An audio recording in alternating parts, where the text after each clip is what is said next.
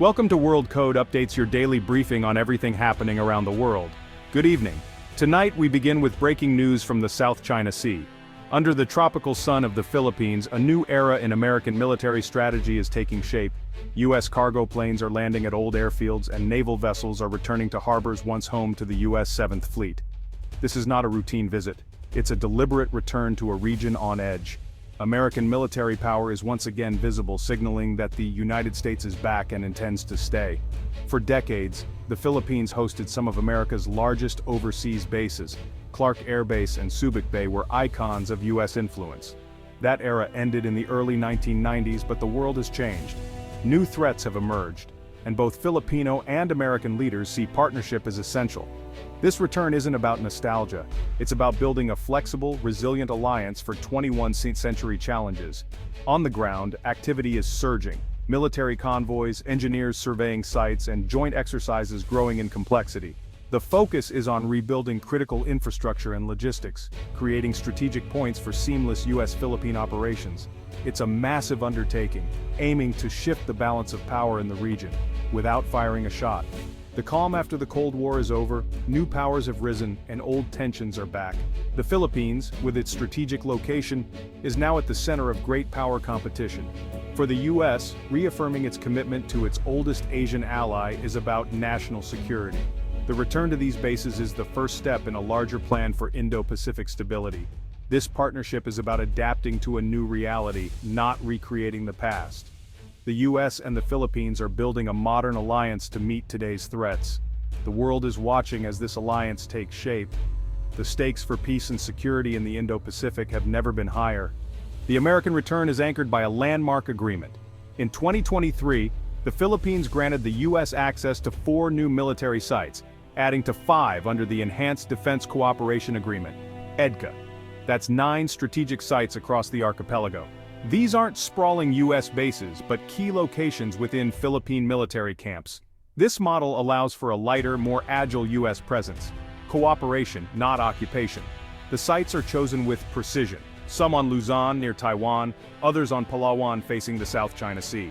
This creates a strategic arc for monitoring and rapid response across the region. From these sites, U.S. and Philippine forces can watch over sea lanes, conduct surveillance, and project power if needed. Under EDCA, the U.S. can rotate troops, pre-position equipment, and build new facilities, runways, fuel storage, housing. This slashes response times in a crisis. Supplies and equipment are already in place. The agreement deepens trust and operational partnership between the two militaries. For the Philippines, it means modernizing its armed forces and upgrading infrastructure. Filipino troops train with Americans, gaining access to the latest technology and tactics. The deal is mutually beneficial, enhancing Philippine defense and supporting the U.S. goal of a free, open Indo-Pacific. Both nations are invested in each other's security. The alliance is evolving for a new era. The main driver behind this alliance? China.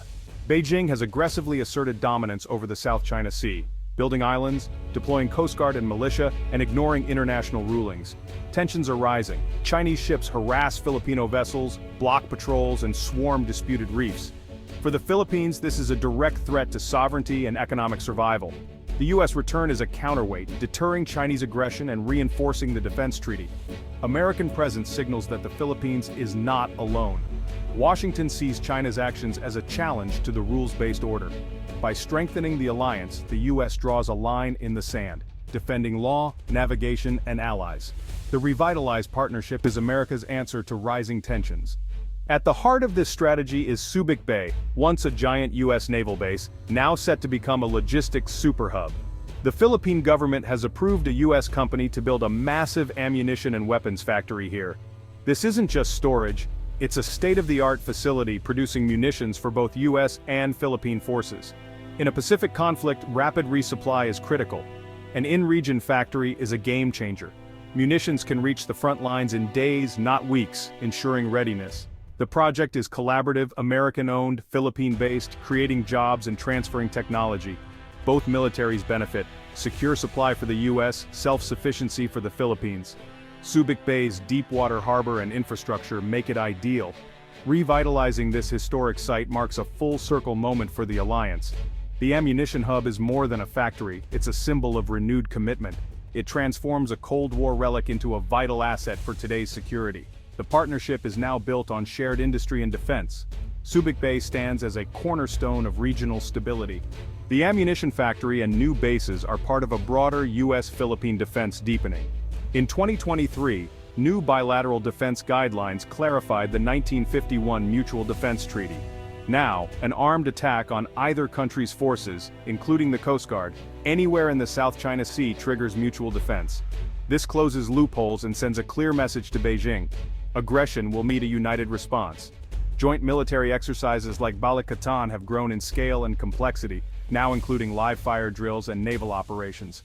These are no longer symbolic. They build real interoperability for joint action. Intelligence sharing and joint patrols in contested waters have increased. American surveillance combines with Philippine presence for better monitoring and faster response. The alliance is now operational, not just theoretical. It's a modern partnership ready for real-world challenges. The U.S.-Philippine partnership delivers real benefits for both nations. For the U.S., access to bases and supplies means faster, more flexible response to crises, deterring adversaries and reassuring allies. For the Philippines, the alliance provides a crucial security guarantee and accelerates military modernization. Filipino troops gain advanced training and technology, boosting their capabilities. Economically, U.S. investments create jobs and inject millions into local economies. The Subic Bay ammunition factory sparks industrial growth and self-reliance. New laws encourage defense investment, reducing dependence on foreign suppliers. Economic gains build public support for the alliance, making it more resilient. A stronger Philippine economy and military make it a more effective U.S. ally. This virtuous cycle anchors U.S. strategy in the region. The push for an ammunition hub is shaped by hard lessons. U.S. stockpiles have been depleted by supporting Ukraine, exposing vulnerabilities in the defense industrial base. The vast Pacific makes forward-basing munitions essential. The Philippines learned this in 2017 during the Marawi siege. Critical ammo shortages nearly cost victory. The Subic Bay factory is a direct response. Never again wait for distant supplies in a crisis. Recent conflicts show logistics and manufacturing are as vital as troops. Building stockpiles in the Philippines is a proactive move to avoid past mistakes. It's strategic insurance for both nations. The U.S. military's return is not without controversy in the Philippines. Some Filipinos, wary of colonial history and sovereignty, oppose foreign troops and fear becoming a target in a U.S.-China conflict. Critics argue for an independent foreign policy and peaceful solutions. Supporters see the alliance as necessary against Chinese aggression and value the economic and military benefits. The debate is lively, reflecting a nation at a crossroads. President Marcos Jr. has chosen to deepen the U.S. alliance, but public opinion remains divided. The partnership's future depends on delivering real benefits while respecting Philippine sovereignty. As of August 8, 2025, the U.S.-Philippine alliance is more than words. It's being built in steel, intelligence, and joint action. The partnership is the cornerstone of America's Indo-Pacific strategy, with the Philippines on the front line. A strong Philippines is essential for regional stability and U.S. credibility. The risks are real, but Manila has chosen collective defense over isolation. The goal: prevent war by showing unshakable resolve. The ammunition factory, upgraded bases, and joint exercises all serve one purpose: deterrence through strength. The alliance draws a final line in the contested waters of the South China Sea. Together, the U.S. and Philippines aim to keep the region free, open, and secure. This is a bold new chapter in a historic partnership. The world is watching as they shape the future of the Indo-Pacific.